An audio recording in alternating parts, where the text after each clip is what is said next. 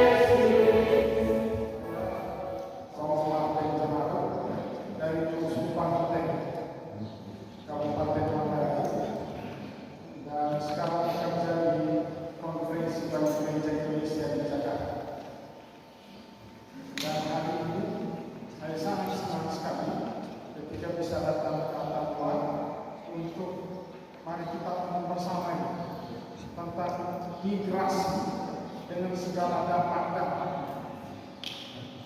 Kenapa saya bilang saya senang datang ke Atambua? Karena dalam catatan saya dan Ibrahim, Keuskupan Atambua ini termasuk salah satu keuskupan yang perlu mendapatkan perhatian dan isu migran. Karena banyak saudara-saudara kita yang bermigrasi, banyak yang pulang jadi jenazah. Pertanyaannya adalah, ada apa dengan saudara-saudara kita yang bermigrasi? Nanti akan dibedah habis oleh Ibu Rati dan kita coba sama-sama mencari jalan keluar untuk meminimalisir hal-hal. Nama saya selaku Hamidah. Saya selaku pimpinan Balai Pelindungan Pekerja Migran Indonesia. Undang-undang baru kami tidak boleh sebutnya tenaga TKI lagi, harus sebutnya pekerja migran. Makanya kami sering dikomplain oleh Palang Merah Indonesia. Jadi saya kebetulan asal saya dari Flores Nagegeo, kabupaten yang berdekatan dengan saya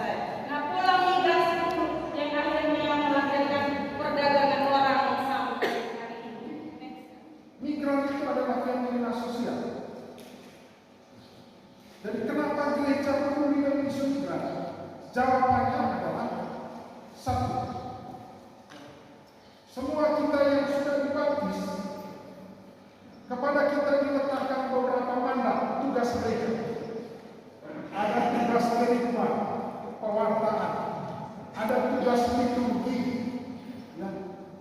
Tetapi juga ada yang disebut dengan tugas diakonia dan martiria, pelayanan dan mau bersaksi tentang situasi-situasi ketidakadilan yang dialami oleh saudara-saudara. Jadi ketika gereja peduli migran, maka gereja lagi mempertanggungjawabkan jati dirinya, ya. Tidak hanya ngomong liturgi, tidak hanya ngomong keselamatan sesudah kematian, tetapi juga ngomong keselamatan hari ini. Dan itu ada pada tugas diakonia dan martiria. Lebih banyak disumbangkan oleh kaum ibu ketika provinsi ini ditetapkan sebagai provinsi darurat stunting. Saya dengan mudah percaya diri mengatakan bahwa salah satu penyumbang stunting di Nusa Tenggara Timur adalah pekerja migran kita. Kenapa? Karena pekerja migran kita didominasi oleh ibu-ibu yang produktif, yang rela tinggalkan anaknya diasuh oleh opa omanya maupun suaminya demi menjadi pahlawan buat keluarganya. Yang hari ini kami perempuan bukan hanya jadi tulang rusuk di dalam rumah tangga suami, tapi kami juga adalah pahlawan buat keluarga. Angka penempatan Nusa Tenggara Timur disumbangkan dari salah satunya Kabupaten Belu. Ibu-ibu pula yang rela menjadi pahlawan buat keluarganya demi ini 5 angka penempatan kita. Jadi semuanya ibu, lebih banyak 98% adalah ibu-ibu. Maka tidak heran juga angka permasalahannya kita juga cukup tinggi hari ini. Padahal peluang kerja di luar negeri itu sungguh sangat terbuka dengan faktor lain. Tapi yang tertarik bekerja di luar negeri hari ini Nusa Tenggara Timur itu lebih banyak didominasi oleh ibu-ibu. Next. Saya langgar nanti kita berkembang diskusi karena ada materi. Ini data perlindungan kita. Data permasalahan kita cukup banyak. Kenapa? Pemulangan pekerja kita secara non-prosedural itu cukup tinggi dibandingkan dengan angka penempatan. Yang paling tertinggi adalah permasalahan gaji tidak dibayar, pemulangan jenazah pekerja migran kita. Tapi kalau untuk jenazah mungkin adik-adikku, bapak ibu sekalian saya coba ngomong. Jenazah Nusa Tenggara Timur itu pasti banyak. Kenapa? Warga kita yang tidak terdata di sana itu sekitar puluhan ribu. Yang mendiami warga kita duluan di Malaysia itu adalah suku Lama Holot. Pertama, suku Lama Holot punya keyakinan itu jenazah itu tidak meninggal.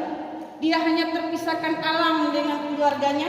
Dia harus kembali di tanah leluhurnya untuk menjadi pendoa buat keluarganya. Kedua, kita Kristen. Pekuburan Kristen terbatas di Malaysia. Jadi ketika kita tidak mau ini apa, berarti kita dipulang. Yang ketiga, yang memulangkan jenazah kita itu bukan dari pemerintah. Negara memang mengakui mereka sebagai ilegal, tapi Malaysia mengakui mereka sebagai pekerja. Yang memulangkan jenazahnya adalah pemberi kerjanya di Malaysia. Dan ketiga yang berikutnya adalah urunan dari diaspora kita yang ada di Malaysia. Kenapa jenazah pekerja migran kita diotopsi? 98% pekerja kita meninggal di luar rumah sakit. Syarat mendapatkan berkas kematian harus tahu penyebab dia mati. Ketika tahu penyebab dia mati, makanya harus diotopsi. Jadi bukan pengambilan organ. Organ manusia bisa berfungsi dengan baik itu 5 menit sebelum dia menghembuskan nafas terakhir itu.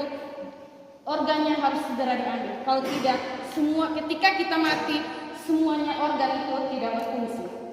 Yang berikutnya, kenapa dia meninggal? 50% PMI kita meninggal lebih banyak karena gagal ginjal akut. Kenapa penyebab gagal ginjal? Pekerja kita hanya tahu konsep bekerja, tapi tidak tahu konsep merawat diri pasca kerja. Kenapa? Ketika haus, kerja berat, tidak minum air putih. Yang diminum itu adalah Memaviton penambah tenaga yang dikasih es, maka ginjalnya tergerus. 2. Pola hidup yang salah dari kampung. Pulang kerja bukannya istirahat. Begadang, kebiasaan minum mabok, hidup hanya kopi dan rokok. Makanya banyak penyebab kematiannya karena paru-paru dan TBC, karena hidup hanya kopi dan rokok. Itu kenapa pekerja kita banyak yang meninggal, Bapak Ibu. Jadi bukan gereja atau keterlibatan gereja pada fenomena-fenomena sosial sebenarnya bagian juga dari panggilan moral gereja, atau dengan kata lain, realitas sosial, realitas manusia dengan segala problematikanya, dengan segala permasalahannya, itu menjadi ruang pertanggungjawaban moral gereja untuk terlibat pada manusia. Migrasi ini bukan hanya soal realitas sosial. Migrasi ini bukan hanya soal aturan hukum, tetapi migrasi juga berkaitan dengan moralitas. Kenapa migrasi itu berkaitan dengan moralitas? Ada dua alasan. Alasan yang paling pertama adalah migrasi itu ternyata menciptakan fenomena yang kita sebut tindak pidana perdagangan orang.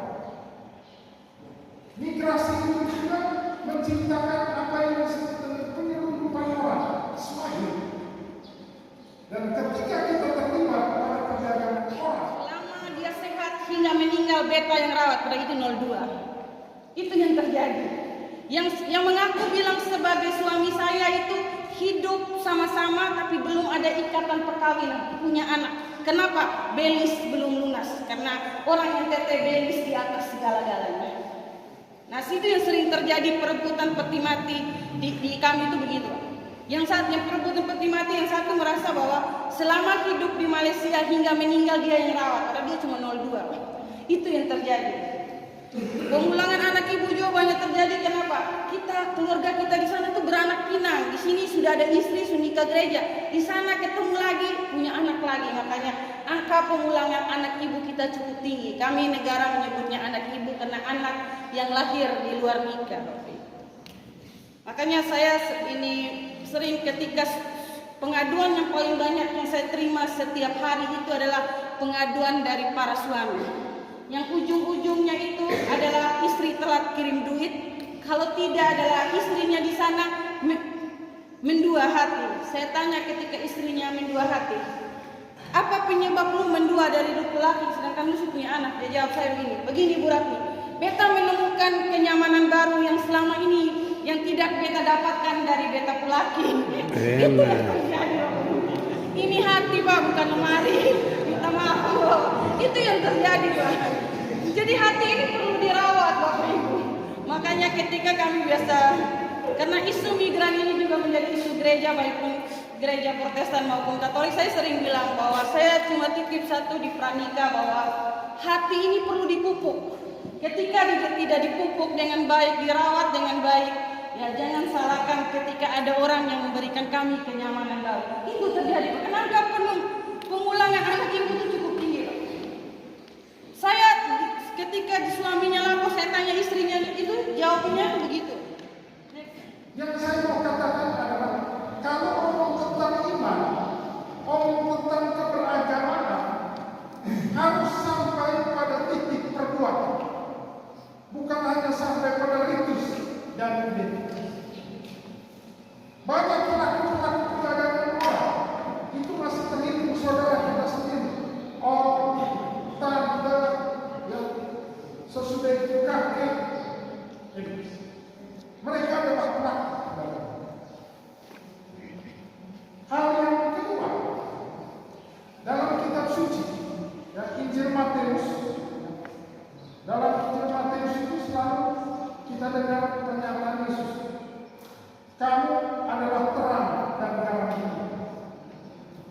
Kalau kita ini adalah terang dan garam dunia, kita dipanggil, kita hadir di antara banyak orang, harus menjadi pembuka jalan tentang hal baik bagi orang tersebut, bukan justru menjadi pejuang membuat hidup orang lain menjadi rusak. Yang ketiga, saya mau ngomong tentang bagaimana refleksi Paus Fransiskus. Paus Fransiskus bilang begini,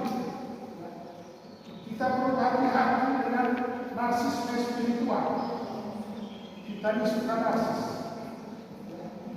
Narsis itu yang orientasinya pada diri kita sendiri.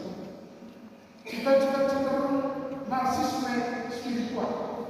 Kita hanya berpikir hidup spiritual itu hanya ngomong tentang saya dengan Tuhan. Tidak hanya itu. Omong tentang relasi dengan Tuhan. Ketika saya menemani Tuhan yang baik, maka kebaikan Tuhan yang saya imani itu saya mesti buktikan di dalam kehidupan saya. Atau dalam bahasa Ignatius menyebutkan hidup iman kita mesti bergerak dan kontemplasi menuju sebuah aksi nyata, aksi sosial. Kekerasan seksual. Banyak kasus kekerasan seksual yang terjadi pekerja migran kita yang ditempatkan oleh pekerja ilegal. Jadi tidak dibayar. Ada kemarin yang saya baru pulangkan orang PTS 13 tahun tidak dibayar. Ada yang sekarang yang lagi kami tangani, ada yang gila orang Sumba Barat Daya dengan 12 tahun tidak tahu juga, hanya pusing kalau ngomong masalah EPT. Pekerjaan yang tidak sesuai perjanjian kerja di sini kita bilang gaji sekian, tapi ketika sampai di sana didapat dengan gaji sekian. Eksploitasi jam kerja itu banyak terjadi kasus pekerja kita. Terus yang di sebelah ini mamanya disabilitas. Karena mamanya disabilitas orang dari Raimanu, jadi dibujuknya siapa yang mau kasih makan kamu punya mama kalau kamu tetap di sini, mari ikut om ke Kalimantan. Sebelum jalan itu dia diperkosa dulu ya, namanya dia diperkosa dulu baru jalan. Ini anak waktu jalan itu usia 17 tahun 8 bulan. Setelah kembali kami mengetahui itu kami proses dan sementara ini pelakunya ada di Kilo 2 di depan pengadilan.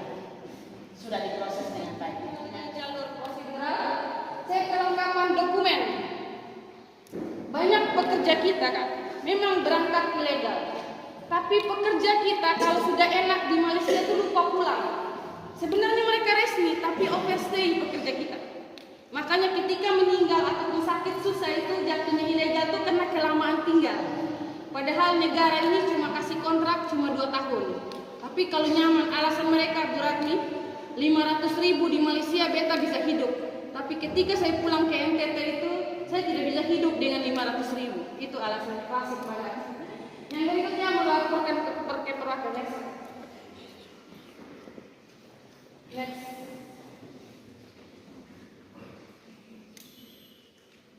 Ini syarat ketika kita mau menjadi pekerja migran.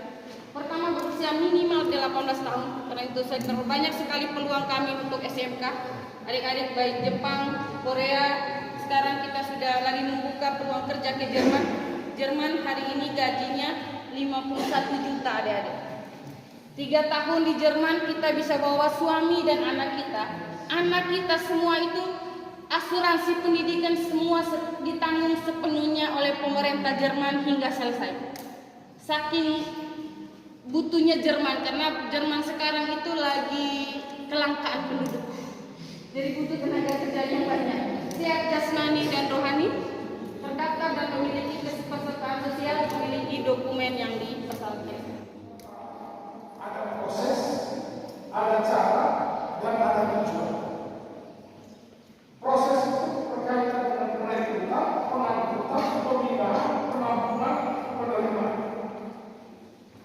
Yang bertanggung jawab secara pidana atau yang kita sebut pelaku tindak pidana perdagangan orang itu ada pada proses.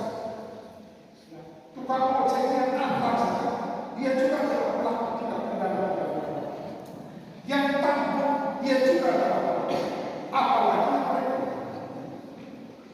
Yang kedua melalui cara ada pemaksaan, pengalasan, dibujuk, culik, penipuan, diperdaya, dan pengerahan uang. Yang paling banyak itu adalah tipu, janji bunga. Dan yang ketiga itu ada eksploitasi, eksploitasi seksual, prostitusi, eksploitasi tenaga kerja, ya. Ada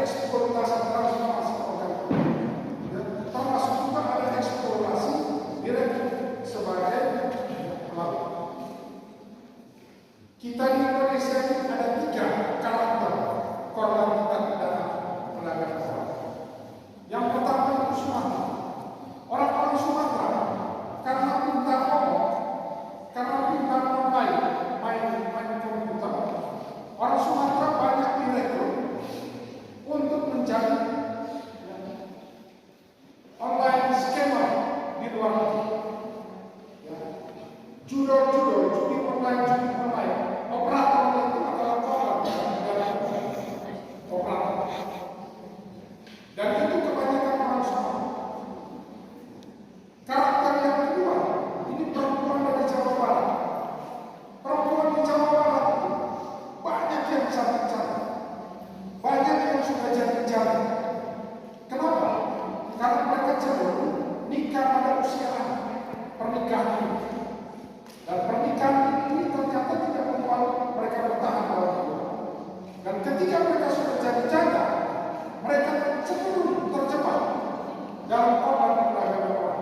Untuk apa? Eksploitasi seksual dan eksploitasi prostitusi.